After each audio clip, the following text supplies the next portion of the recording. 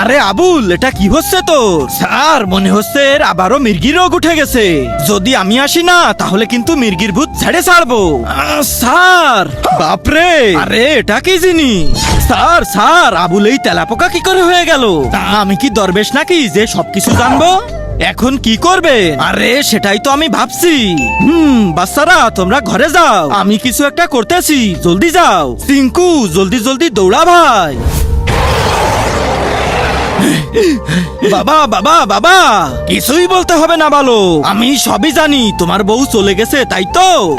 আরে বাবা, আমার বউ চলে যায়নি, আমার একটা ছাত্র তেলাপোকা হয়ে গেছে। আচ্ছা, তাহলে ব্যাপারটা দেখে নি। আরে তেলাপোকা, শালা স্কুলটা পোকামাকড়ে ভরে গেছে।